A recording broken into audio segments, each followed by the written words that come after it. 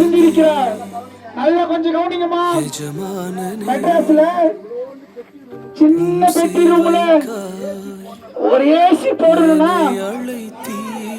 மாச current bill 2000 ரூபாய் ஆகுது. ஆனா கடவுள் உங்களுக்கு பெட்டி ரூம்ல ஏசிய போடல. எவ்வளவு பெரிய ஊரு ஃபுல்லா ஏசி, ஊரே ஏசியா இருக்கு, வீடு ஃபுல்லா ஏசியா இருக்கு. அழியும் என் கைகளை கொண்டு அழியாவும் ராஜ்யம் கட்ட பைத்தியமான என்னை தெரிந்தெடுத்தீர்.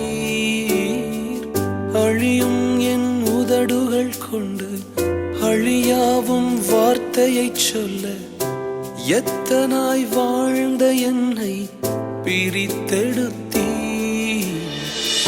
ஆராதிப்பே அதை எண்ணியே வாழ்நாளெல்லாம் உமை மட்டுமே ஆராதிப்பே அதை எண்ணியே வாழ்நாளெல்லாம் உமை மட்டுமே ஆராதிப்பேன் ஆராதிப்பேன் ஆராதிப்பேன் ஆராதிப்பேன் ஆராதிப்பேன்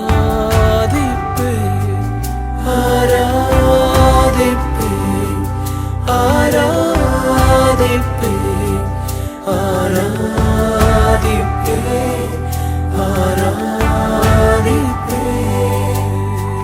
உலகத்தின் பார்வையில் இழிவாய் எண்ணப்பட்ட எங்களை உம்முடைய அழைப்பினால நிறைத்து எங்களை பயன்படுத்துகிறீரே. எங்களில் என்ன நன்மையை கண்டீர் ஆண்டவரே? ஒன்றுக்கும் பிரயோஜனப்படாத எங்கள் மேல உம்முடைய அழைப்பு, பரம அழைப்பு ஒரு மகுடமா எங்க மேல இருப்பதனால இன்றைக்கும் நாங்கள் நிலை நிற்கிறோம். உமக்கு நன்றி தகப்பனே.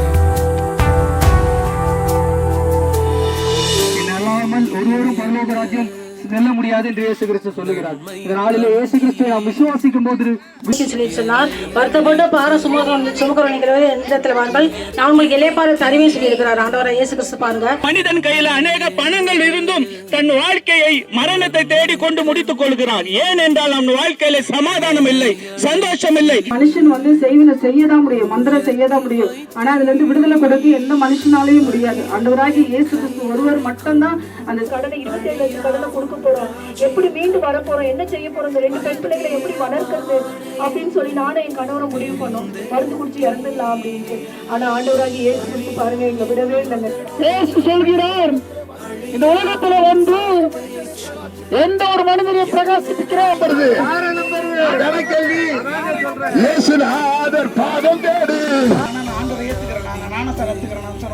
ஒரே சந்தோஷமாச்சு என் வீட்டுல. ஆனா பாருங்க, நான் ஞானஸ்தானம் எடுத்ததுல இருந்து ஆண்டவர் எனக்கு நல்லதுதான் நல்லதா பண்ணிட்டு இருந்தாரு. கடவுள் நல்லபடியாக எந்த ஒரு சிக்கலும் இல்லாம நார்மல் டெலிவரியாக ஒரு பெண் குழந்தையை பெற்றெடுக்க கிருபை தந்தாங்க. அன்னைக்கு ஃபர்ஸ்ட் குழந்தை போறது சொன்ன உடனே கேட்டதுனால நார்மல் டெலிவரி தான் கேட்டேன். ஆண்டவரே, தாய்மார்கள் வரையும், ஆண்டவரே ஐயாமார்கள் வரையும், வாலிபர்கள் வரையும் இந்த சுவிசேஷத்தை கேட்டுக்கிறாங்க. இந்த பிள்ளைகளை நாங்கள் மனதார ஆசீர்வதிக்கிறோம். இவருடைய குடும்பத்தில் இன்றிலிருந்து ஒரு நன்மை நடக்கட்டும்.